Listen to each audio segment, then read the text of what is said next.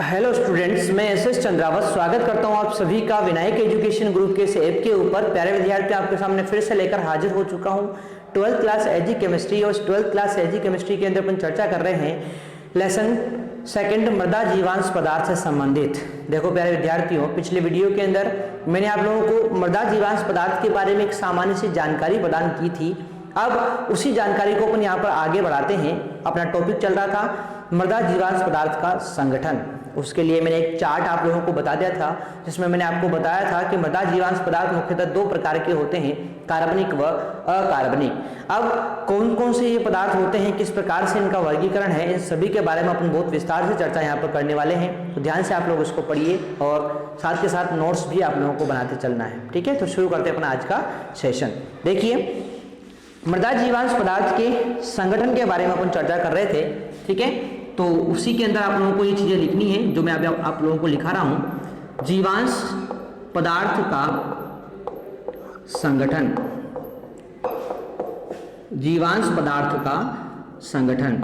देखिए, जीवांश पदार्थ के संगठन की अपन बात करें तो जीवांश पदार्थ जो होते हैं ना, इन जीवांश पदार्थों के अंदर 90% से ज्यादा तो कार्बन, हाइड्रोजन और ऑक्सीजन पाया जाता है। यानी कि जितने भी जीवांश पदार्थ हैं, इन सभी जीवांश पदार्थों के अंदर, चाहे वो कार्बनिक हो अकार्बनिक हो, सभी को मिला दिया जाए तो इनमें 90% से ज्यादा तो क्या पाया जाता है, केवल कार्बन, हाइड्रोजन और ऑक्सीजन पाया जाता है। ठीक है, और उसके बाद जितने भी अन्य तत्व हैं, जैसे कि आपके कैल्शियम है, मैग्नीशियम है, सोडियम है, पोटेशियम है, इसके अलावा जितने भी तत्व, आयरन है, एल्यूमिनियम है, ये सारे तत्व इसके अलावा अलग होंगे। यानी कि 90% से ज्यादा तो क्या पाया जाएगा, केवल कार्बन, हाइड्रोजन और ऑक्सीजन यहां पर पाया जाता है। तो इस चीज को आप लोग यहां पर ध्यान रखेंगे, नोट कर लेते हैं अपन इसको। जीवांश पदार्थ में, जीवांश पदार्थ में 90% से अधिक, 90% से अधिक कार्बन, हाइड्रोजन व ऑक्सीजन पाया, कार्बन, हाइड्रोजन व ऑक्सीजन पाया जाता है। इसके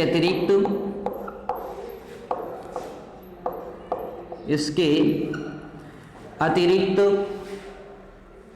nitrogen, phosphorus, potassium, nitrogen, phosphorus, potassium, calcium, magnesium,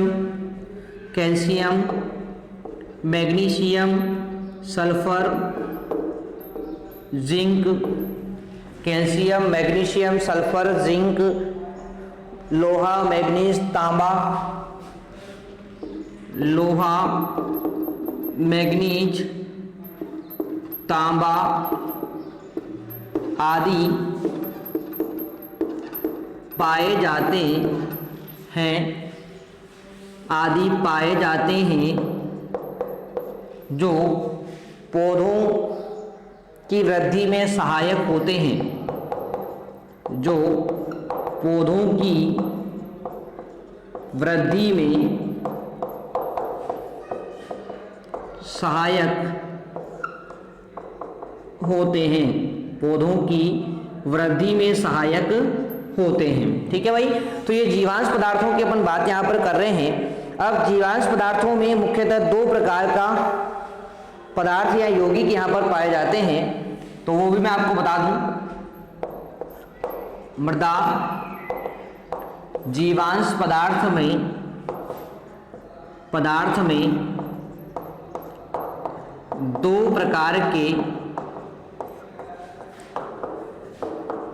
यौगिक होते हैं। ठीक है, और ये दो प्रकार के यौगिक कौन से होते हैं, तो भाई पहला तो होता है कार्बनिक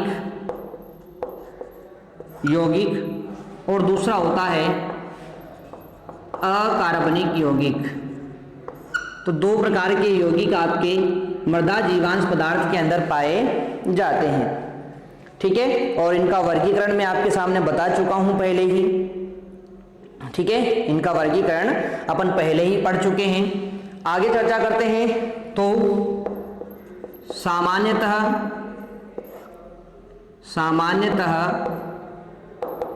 जीवांश पदार्थ का संगठन निम्न रूप में होता है। जैसे सामान्यतः पूछा जाए आप लोगों से कि जीवांश पदार्थ का संगठन क्या होता है, तो ध्यान रखिए आप लोग, जीवांश पदार्थ के अंदर एक तो पाया जाता है कार्बोहाइड्रेट। क्या पाया जाता है? कार्बोहाइड्रेट पाया जाता है।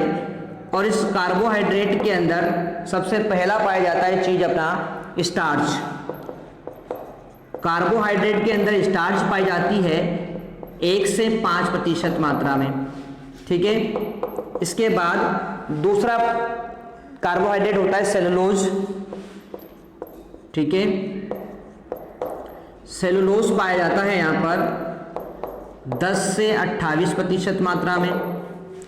ठीक है, उसके बाद थर्ड अपन बात करते हैं तो हेमी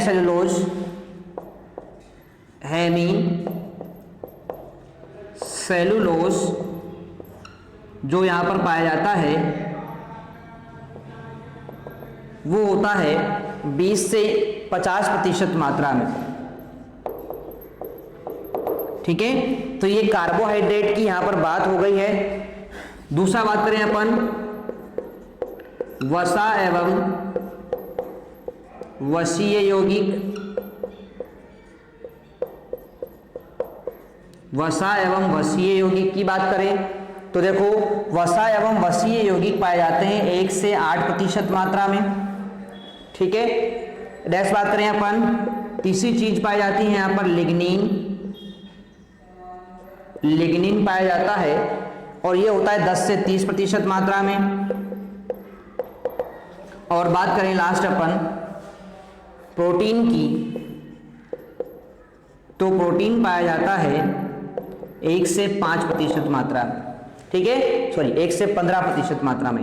अब ध्यान से देखें, क्या बोला मैंने आप लोगों से कि मृदा जीवांश पदार्थ का जो संगठन होता है, इसके संगठन के अंदर 90% से अधिक मात्रा में तो 3 तत्व होते हैं, कार्बन, हाइड्रोजन और ऑक्सीजन। यानी ये 3 तत्व मिलकर पूरे कार्बनिक पदार्थ का, सॉरी पूरे जीवांश पदार्थ का क्या बनाते हैं? 90% भाग बनाते हैं। इसके अलावा यहाँ पर जो शेष भाग बचा उसमें नाइट्रोजन, फास्फोरस, आपका potassium, calcium, manganese, sulphur, zinc, iron, magnesium, sulphur, zinc, iron, manganese और कॉपर ये पाए जाते हैं जो पौधों की वृद्धि में सहायक होते हैं। अब बात करें अपन मृदा जीवांश पदार्थों के बारे में, तो मैंने आपको बताया है मृदा जीवांश पदार्थ मुख्यतः 2 प्रकार के होते हैं, कार्बनिक और अकार्बनिक होते हैं। तो ये जो मृदा जीवांश पदार्थ है इनका वर्गीकरण एक चार्ट के रूप में मैं आपको प्रस्तुत यहाँ पर कर चुका था कि कार्बनिक कौन से होते हैं और अकार्बनिक कौन से होते हैं। उस चीज को आपने कंप्लीट कर लिया होगा। अब आगे बात करें तो आप लोगों से डायरेक्ट यदि पूछ लिया जाए क्वेश्चन कि सामान्यतः जीवांश पदार्थ का जो संगठन होता है वो किस प्रकार से होता है, तो आप लोग ध्यान रखेंगे सामान्यतः जीवांश पदार्थ का जो संगठन होगा उसमें मुख्यतः पाया जाता है कार्बोहाइड्रेट, वसा, वसीय यौगिक, लिग्निन और प्रोटीन। ये 4 चीजें पाई जाती है आपके मृदा जीवांश पदार्थ के अंदर। अब सुनो ध्यान से, कार्बोहाइड्रेट के अंदर अपन बात करें तो पहला होता है स्टार्च 1 से 5% पाया जाता है। सेलुलोज पाया जाता है 10 से 28%। हेमी सेलुलोज सबसे ज्यादा मात्रा में 20 से 50% मात्रा में पाया जाता है। वसा एवं वसीय यौगिक पाए जाते हैं 1 से 8% मात्रा में। लिग्निन पाया जाता है 10 से 30% मात्रा में और प्रोटीन पाया जाता है 1 से 15% मात्रा में। तो ये आपके जीवांश पदार्थ का संगठन यहाँ पर हो गया है जो अपन ने यहाँ पर कंप्लीट कर लिया है। ठीक है, तो आशा करता हूं सभी प्यारे विद्यार्थियों को जीवांश पदार्थों का जो संगठन है ये तो बिल्कुल कंप्लीट हो गया होगा। अब बढ़ते हैं अपना अगले टॉपिक की तरफ, और इसके बाद अगला एक और महत्वपूर्ण टॉपिक अपन लेते हैं और वो है जीवांश पदार्थ का विच्छेदन।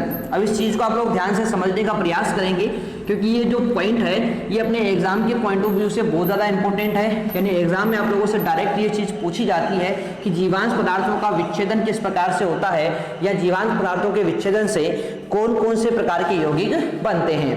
ठीक है, तो चर्चा करते हैं। हेडिंग है जीवांश पदार्थ का विच्छेदन। जीवांश पदार्थ का विच्छेदन। अब देखो भाई, जीवांश पदार्थ के विच्छेदन की बात करें तो ये वो प्रक्रिया है जिसमें मृदा में पाए जाने वाले विभिन्न सूक्ष्म जीव द्वारा जीवांश पदार्थों का विच्छेदन कर सरल यौगिकों में परिवर्तित कर दिया जाता है, ठीक है ना। यानी जीवांश पदार्थों का जो विच्छेदन है ना, ये वो प्रक्रिया होती है जिसमें मृदा के अंदर जो भी सूक्ष्म जीव होते हैं, जैसे जीवाणु हो सकते हैं, कवक हो सकते हैं, तो ये जितने भी सूक्ष्म जीव होते हैं ये इन जीवांश पदार्थों को सरल पदार्थों में बदल देंगे। किसमें बदल देंगे? सरल पदार्थों में बदल देंगे। तो ये प्रक्रिया क्या कहलाती है? आपकी विच्छेदन कहलाती है। क्या कहलाती है? विच्छेदन कहलाती है। तो लिख लेते हैं, वह प्रक्रिया जिसमें मृदा में पाए जाने वाले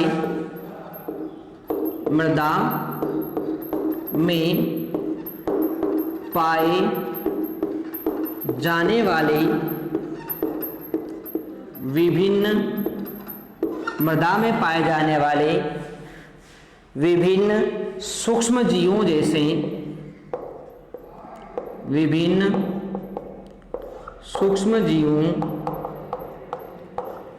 जैसे बैक्टीरिया,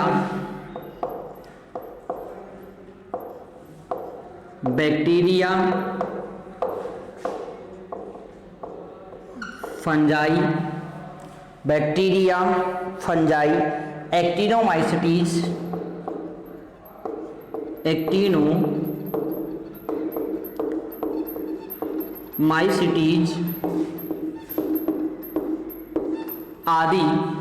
एक्टिनोमाइसीटीज आदि जीवांश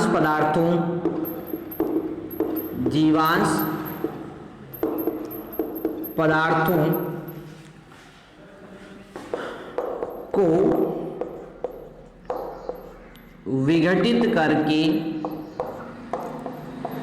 सरल पदार्थों में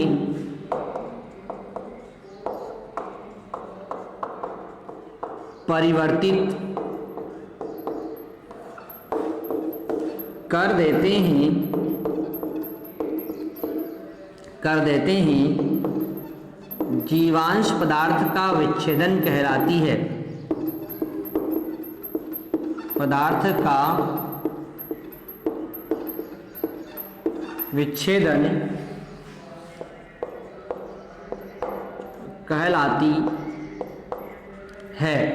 जीवांश पदार्थ का विच्छेदन कहलाती है, ठीक है। तो इस प्रकार से देखो कि सूक्ष्म जीवाणु जो भी मृदा के अंदर पाए जा रहे हैं, सूक्ष्म जीव, बैक्टीरिया, फंजाई, एक्टिनोमाइसीटीज, ये क्या करेगी? ये सभी जो भी जीवांश पदार्थ मृदा के अंदर, चाहे वो कार्बनिक हो चाहे वो अकार्बनिक हो, उन जीवांश पदार्थों को अपघटित करके सरल पदार्थों में परिवर्तित कर देती है ना। ये प्रक्रिया क्या कहलाती है? मृदा जीवांश पदार्थों का विच्छेदन कहलाती है। अब आपको पता होना चाहिए कि सूक्ष्म जीव जो होते हैं वो कब सक्रिय होते हैं? जब मृदा के अंदर नमी पाई जाए, जब मृदा के अंदर पर्याप्त मात्रा में वायु उपस्थित हो। तो पर्याप्त मात्रा में वायु व नमी की उपस्थिति में ये जितने भी सूक्ष्म जीव होते हैं ये सक्रिय होकर क्या करेंगे? जीवांश पदार्थों का विच्छेदन करते हैं। तो ध्यान रखेंगे, मृदा में नमी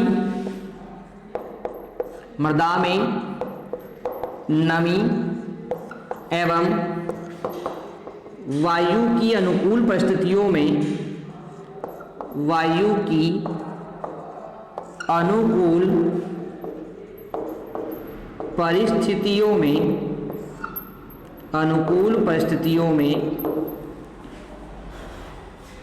जीवांश पदार्थों का विघटन होता है।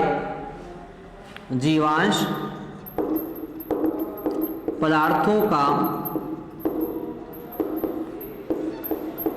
विघटन होता है। यानी कि पूछा जाए आप लोगों से कि मृदा जीवांश पदार्थों का विघटन किन परिस्थितियों में होता है, तो ध्यान रखें नमी होना चाहिए पर्याप्त मात्रा में, साथ ही बात करें अपन यहाँ पर तो वायु की अनुकूल परिस्थितियां यहाँ पर होनी चाहिए। ठीक है, विच्छेदन की प्रक्रिया जो होती है ध्यान रखें ये प्रारंभ में तेज गति से होती है और बाद में क्या होती है फिर धीमी गति से ये होने लग जाती है। ठीक है ना, तो इस चीज को भी आप लोग यहाँ पर ध्यान रखेंगे कि विच्छेदन की प्रक्रिया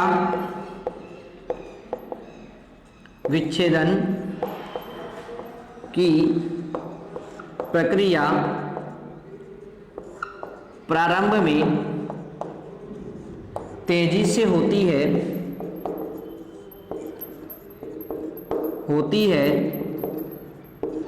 परंतु बाद में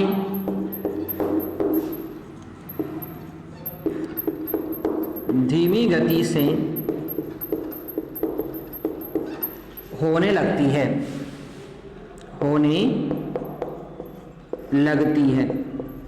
बाद में धीमी गति से होने लगती है। तो ये बात आप लोग ध्यान रखेंगे।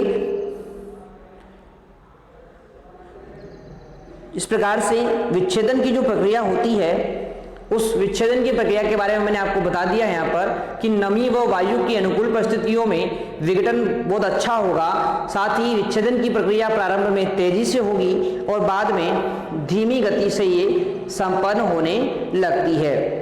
ठीक है, अब बात करें अपन जीवांश पदार्थों के विच्छेदन की गति जो होती है वो किस पर निर्भर करती है, तो वो मृदा के अंदर उपस्थित जो जीवांश पदार्थ हैं उनकी मात्रा पर निर्भर करती है, यानी कि कौन से प्रकार के जीवांश पदार्थ यहाँ पर उपस्थित हैं इस आधार पर इस विच्छेदन की प्रक्रिया की गति निर्भर करती है। ठीक है, तो मैं आपको बता दूं यहाँ पर जीवांश पदार्थों के विच्छेदन की गति जीवांश पदार्थों के विच्छेदन की गति निम्न प्रकार होती है।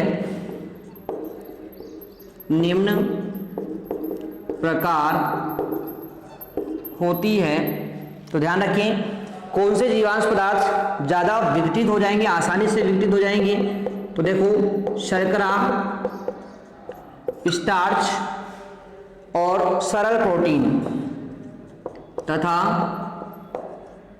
सरल प्रोटीन। इसके बाद में बात करूं यहां पर तो क्रूड प्रोटीन यानी जटिल प्रोटीन की बात हो रही है यहां पर। क्रूड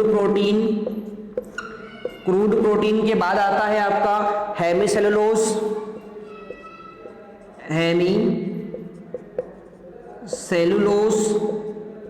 उसके बाद आता है आपका सेलुलोज और इसके बाद आता है आपका लिग्निन आता है। अब ये ऊपर से अपन नीचे की तरफ चल रहे हैं, ध्यान रखें यहां पर ये जो पदार्थ हैं ऊपर वाले ये शीघ्र विच्छेदित होने वाले पदार्थ हैं, शीघ्र विच्छेदित होने वाले पदार्थ हैं। और जैसे अपन ऊपर से नीचे जा रहे हैं तो नीचे वाले जो पदार्थ होंगे वो धीमी गति से विच्छेदित होने वाले पदार्थ हैं। यानी इस क्रम से आप लोग ये बता पाएंगे कि जो लिग्निन होगा वो सबसे धीमी गति से विच्छेदित होगा और शर्करा, स्टार्च व सरल प्रोटीन जो होते हैं वो तेज गति से क्या होते हैं, विच्छेदित हो जाते हैं, आसानी से विच्छेदित हो जाते हैं। तो इस प्रकार से ये अपन ने विच्छेदन के बारे में बात कर ली है जीवांश पदार्थों के। अब किस प्रकार से इन सभी पदार्थों का विच्छेदन होगा, इनके विच्छेदन से कौन कौन से पदार्थ बनेंगे, इन सभी के बारे में चर्चा अपन करेंगे नेक्स्ट वीडियो के अंदर। तो इस चीज को आप लोग अच्छे से कंप्लीट कर लीजिएगा। मिलते हैं नेक्स्ट में, तब तक के लिए टेक केयर, बाय।